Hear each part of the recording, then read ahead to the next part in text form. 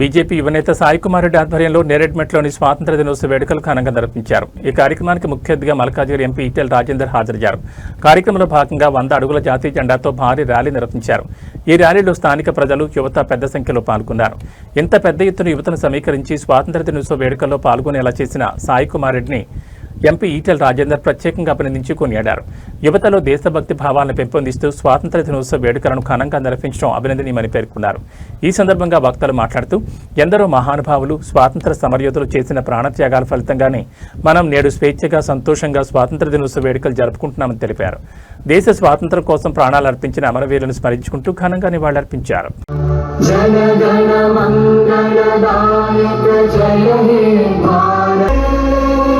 जय हे जय जय जय जय हे भारत माता की जय, भारत माता की जय। वंदे मातरम, वंदे मातरम।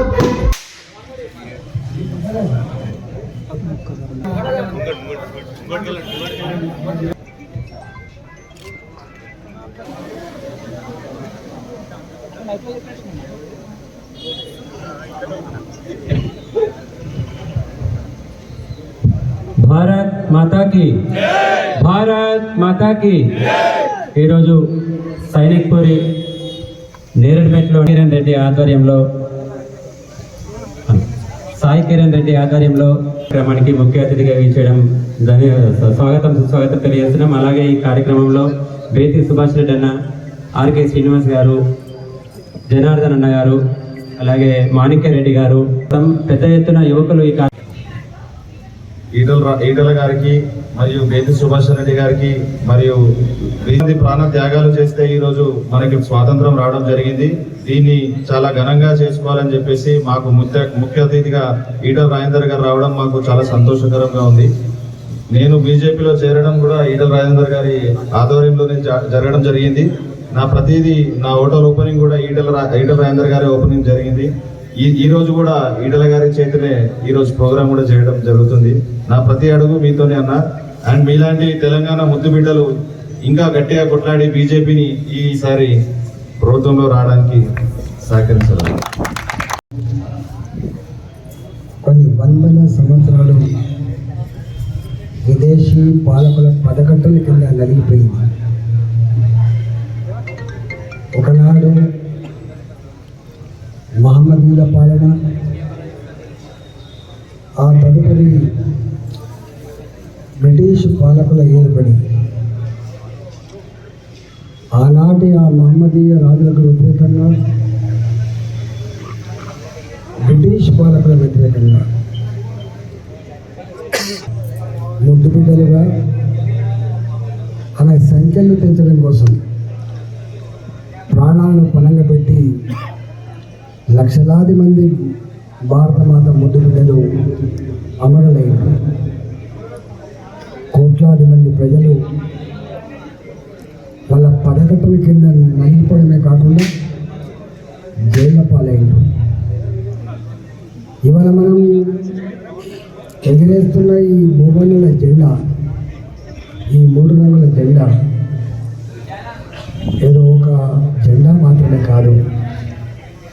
ఆ జెండా ఎగరడంలో 18 ఏళ్ళకే బ్రిటిష్ పాలకుల మీద తిరుగుబాటు చేసి తుపాకీ తూటాలు పేలినప్పుడు రక్తం మడుగులలో గిలగిల కొట్టుకుంటూ కూడా భారత మాత జయాన్ని పెట్టి ఇతను క్షమాభిక్ష కోసం చేయి చాపలే. ఉరికమ్మం ఎక్కే ముందు మీ చివరి కోరిక ఏంటంటే పడినప్పుడు ఆ భగత్ సింగ్, రాజగురు, సుఖ్దేవ్, ఆజాద్, చంద్రశేఖర్ లాంటి మహనీయులు ఇచ్చినటువంటి సమాధానం, ఉరికంబం మీద నిలిచి ఊహాగానం చేసేదా నా ఊహల ఉయ్యాలలో మరో జగత్ వీక్షించాలని చెప్పేసి ఆ అమరణ వాళ్ళ ఉరికంబం మీద నిలిచి ఆ ఊహాగానాన్ని ఇవాళ 80వ సంవత్సరపు ఈ జెండా ఆవిష్కరించే మనం చేస్తున్నాం.